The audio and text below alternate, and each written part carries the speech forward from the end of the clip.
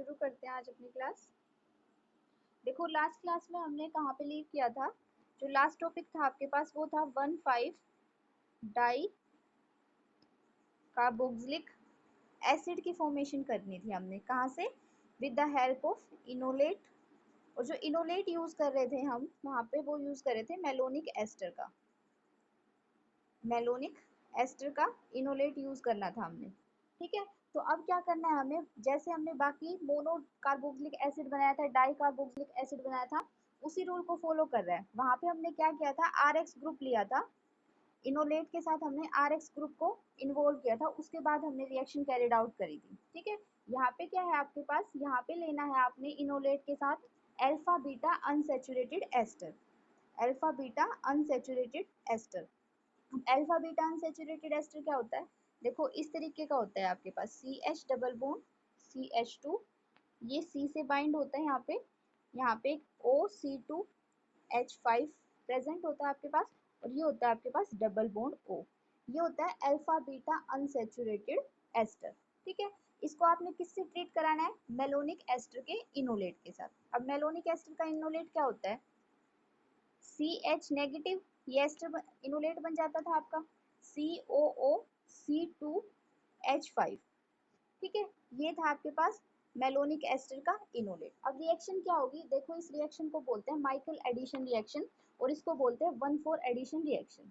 ठीक है, 1,4 addition reaction क्यों बोलते हैं इसको, क्योंकि अल्टीमेटली जो प्रोडक्ट आपको फॉर्मेशन होगी वो क्या होगी, वन पे फर्स्ट पोजीशन पे और फोर्थ पोजीशन पे क्या होता है, ये अटैक होता है आपके पास इलेक्ट्रोफाइल या फिर न्यूक्लियोफाइल का। तो अब एक बार अटैक देख लेते हैं कि किस तरीके से अटैक होता है। तो ये जो सी एच का नेगेटिव चार्ज है ये क्या करता है, यहाँ पे अटैक करता है CH2 पे। क्यों? क्योंकि ये जो डबल बॉन्ड है ये यहाँ पे पॉजिटिव चार्ज जनरेट कर देता है, क्योंकि यहाँ पे जो ऑक्सीजन एटम है वो ज्यादा इलेक्ट्रोनेगेटिव होने की वजह से अपनी तरफ इलेक्ट्रॉन विड्रॉ करेगा, तो ये वाला डबल बॉन्ड यहाँ पे शिफ्ट हो जाएगा। तो अल्टीमेटली आप क्या देख रहे हो, जो O है उसके ऊपर नेगेटिव चार्ज आ गया, उसके बाद C है आपके पास, फिर यहाँ पे CH से बाइंड है जो डबल बॉन्ड बन चुका है, अब CH डबल बॉन्ड बन चुका है।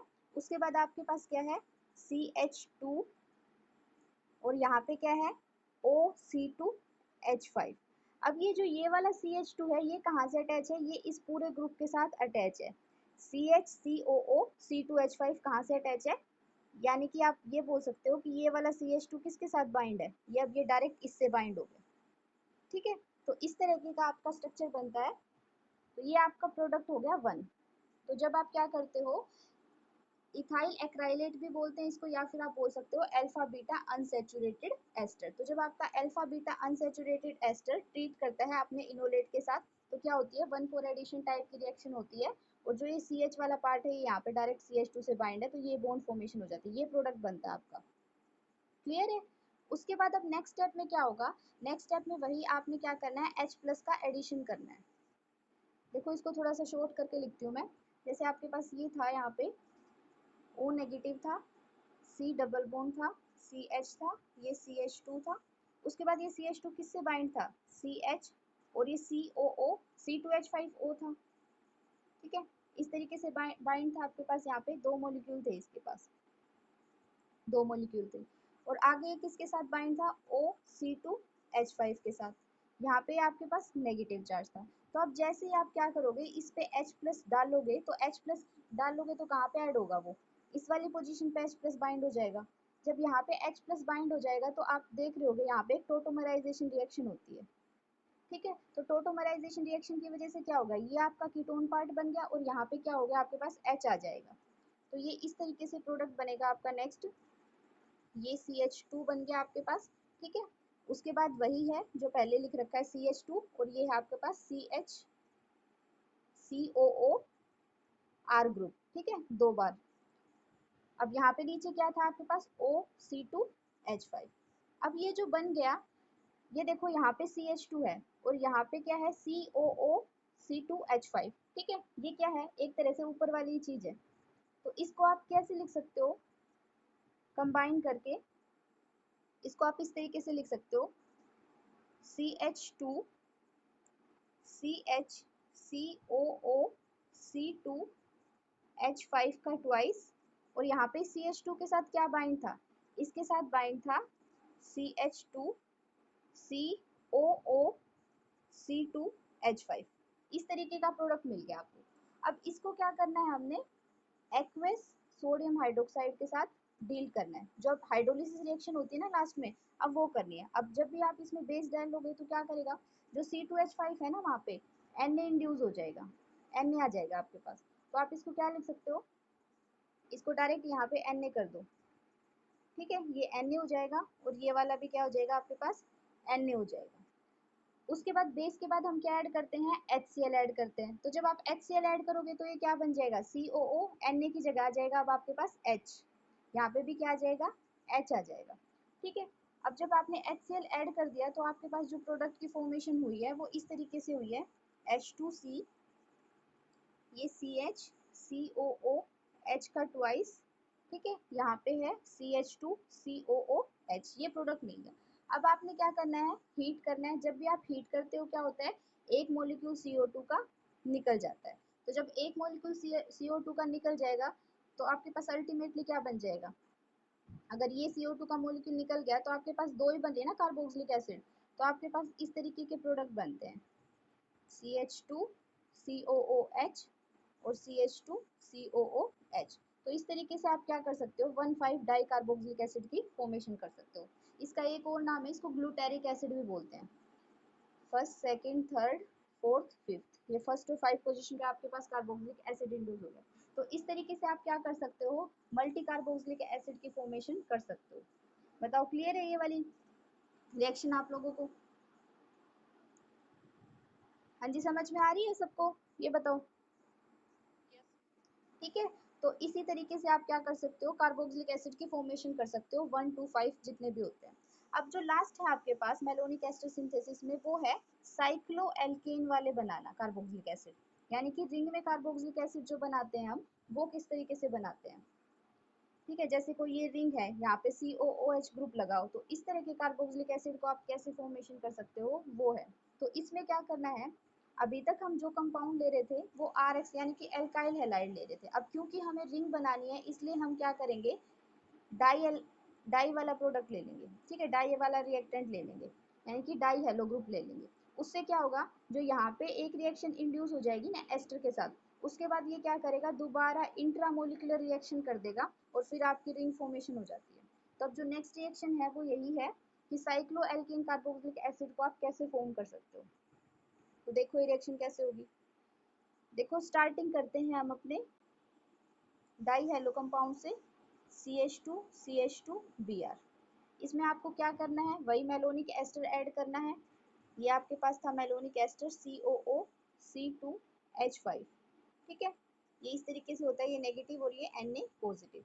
तो जो Na है वो किसको सब्स्टिट्यूट करेगा, इस Br को ले जाएगा यहाँ पे। तो यहाँ पे अल्टीमेटली क्या बाइंड हो गया, अब यहाँ पे बाइंड हो गया आपके पास CH2, ये वाला 1 2 3, और उसके बाद फिर से CH2 और फिर से Br, ठीक है। अब जो ये प्रोडक्ट बन गया आपके पास, इसमें आप इसमें वही रिएक्शन डबल रिएक्शन कर दोगे, आप इसमें फिर से बेस ऐड करोगे। तो जो आपके पास ये वाला हाइड्रोजन है, ये देखो, जो आपका NaBr को रिमूव करने के बाद बना था वो इस तरीके का प्रोडक्ट बना था, COO C2H5 का ट्वाइस, ठीक है। यहाँ पे बना था आपके पास CH2 CH2Br। अब आपने इसमें क्या करना है, एल्कोक्साइड बेस ऐड कर देना है। जब आप इसमें फिर से एल्कोक्साइड बेस ऐड करोगे, ठीक है, तो उसका क्या काम होता है, इस हाइड्रोजन को लेके जाना। तो यहाँ पे फिर से क्या बना देगा, एक और इनोलेट आयन बना देगा। इस H को हटा के मैं डायरेक्ट यहाँ पे नेगेटिव और Na प्लस लिख देती हूँ, ठीक है। तो अब ये जो नेगेटिव बन गया आपके पास, तो ये साल्ट की फॉर्म में बना है, यहाँ पे Na भी होगा आपके पास और ये Br है। अब ये क्या करेगा, इंट्रामोलिकुलर रिएक्शन कर देगा, यानी कि अब जो ये Br है इसके अंदर ही प्रेजेंट है वो, और ये Na, ये तो निकल जाएंगे और आपका यहाँ पे क्या होगा, एक बॉन्ड की जनरेशन हो जाएगी। तो जो नेक्स्ट स्टेप में है आपके पास क्या बन जाएगा, इस तरीके का कोई स्ट्रक्चर बन जाएगा, CH2 CH2 CH2, ये यहाँ पे C था और ये था COO C2H5 का ट्वाइस। इस तरीके से आपका स्ट्रक्चर बन जाएगा। अब इसमें कुछ भी नहीं कर, ये बॉन्ड बन गया था यहाँ पे, अब इसमें कुछ भी नहीं करना, वही स्टेप है आपके पास, बेस डालो, एसिड डालो, ठीक है, और उसके बाद हीट करने के बाद एक CO2 को रिमूव करो। तो अल्टीमेटली आपके पास यहाँ पे क्या आ जाएगा, दो COH बनेंगे, तो अगर आपने हीट कर दिया तो एक COH तो निकल ही जाएगा, तो यहाँ पे क्या बन जाएगा, सिर्फ एक मोनोकार्बोक्सिलिक एसिड रह जाएगा। तो आपको इस तरीके का प्रोडक्ट मिल जाएगा, CH2COOH, ये मोनोकार्बोक्सिलिक एसिड बन गया यहाँ पे। और अल्टीमेटली क्या है, ये साइक्लोएल्केन वाला कार्बोक्सिलिक एसिड है। बताओ क्लियर है, ये सबको समझ में आया है कुछ? ठीक है, उसके बाद क्या है आपके पास,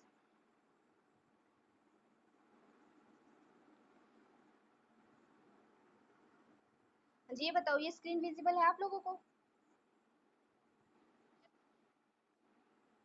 ठीक है, अब ये देखो मैंने ये करा दिया है आपको, synthesis of cycloalkane carboxylic acid. अब जो नेक्स्ट है हमारे पास वो है इथाइल एसीटोएसीटेट। जैसे आपने मेलोनिक एस्टर से बहुत सारी सिंथेसिस की हैं, उसी तरह से जो सेकंड इनोलेट हमें यूज करना है वो कौन सा यूज करना है, इथाइल एसीटोएसीटेट। अब इथाइल एसीटोएसीटेट देखो, ये स्ट्रक्चर होता है इथाइल एसीटोएसीटेट का। ठीक है, तो इसमें क्या डिफरेंस है, देखो जब आप मेलोनिक एस्टर लिखते हो तो आप किस तरीके से लिखते हो, CH2 C double bond O OC2H5, ये मेलोनिक एस्टर का स्ट्रक्चर होता है। यहाँ पे भी क्या होता है आपके पास COO और ये फिर से OC2H5, इस तरीके का स्ट्रक्चर होता है। लेकिन इथाइल एसीटोएस्टेट में क्या होता है, ये सारी चीज कॉमन रहती है, यहाँ तक कि सिर्फ जो OR ग्रुप लगता है लास्ट में, उसकी जगह आपने क्या इंड्यूस कर देना है, एक मिथाइल ग्रुप। तो इस स्ट्रक्चर का क्या नाम हो गया आपके पास, इथाइल एसीटोएसीटेट। अब इसके बीच में भी क्या है, जो दोनों कार्बोनिल ग्रुप प्रेजेंट है उसकी वजह से ये वाला जो हाइड्रोजन है वो एसिडिक इन नेचर हो जाता है। तो एसिडिक इन नेचर होने की वजह से क्या हो जाता है, ये इनोलेट जो फॉर्म करेगा वो काफी अच्छा अमाउंट में इनोलेट फॉर्म करता है। ठीक है, और वो स्टेबल भी बनाता है due to presence of resonate.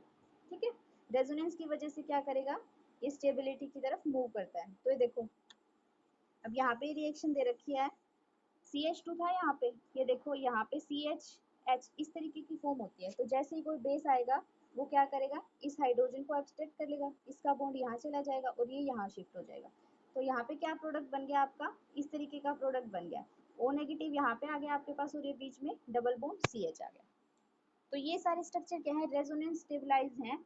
अब क्योंकि ये रेजोनेंस स्टेबलाइज हो जाते हैं सारे इनोलेट, इसलिए क्या करते हैं, नंबर ऑफ ऑर्गेनिक कंपाउंड की सिंथेसिस कर पाते हैं। ठीक है, अब यहाँ पे वही बात है जैसे हमने मेलोनिक एस्टर के केस में स्टडी किया था, क्योंकि यहाँ पे नेगेटिवली चार्ज काफी अमाउंट में जनरेट होता है, तो इस वजह से क्या करता है, स्ट्रॉन्ग न्यूक्लियोफाइल की तरह बिहेव करता है और SN2 रिएक्शन को फॉलो करता है। तो ये क्या करेगा, उसी तरीके से एल्काइल हैलाइड के साथ रिएक्शन करके डाई एल्काइल बना लो, एल्काइल बना लो, ट्राई एल्काइल बना लो, जितने भी डेरिवेटिव आप बनाना चाहते हो वो बना सकते हैं। और उसी तरीके से कार्बोक्सिलिक एसिड की भी फॉर्मेशन हम कर सकते हैं। बताओ समझ में आया, ये क्या होता है इथाइल एसीटोएसीटेट? आवाज कट रही है मेरी?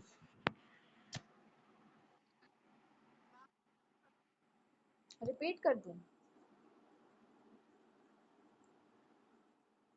देखो, कुछ भी नहीं समझ में आया क्या स्टार्टिंग का?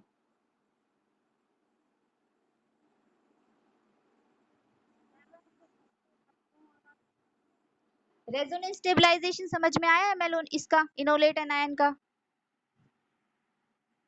रेजोनेंस कैसे किया है, नहीं समझ में आया? चलो देखो फिर से। देखो ये हमारे पास क्या होता है, ये होता है इथाइल एसीटोएसीटेट का स्ट्रक्चर। ठीक है, ये होता है इथाइल एसीटोएसीटेट का स्ट्रक्चर। इसमें क्या होता है, जो ये वाला हाइड्रोजन होता है एसिडिक इन नेचर हो जाता है।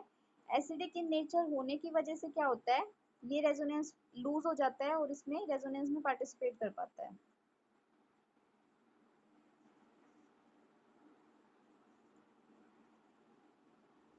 एक सेकेंड रुको।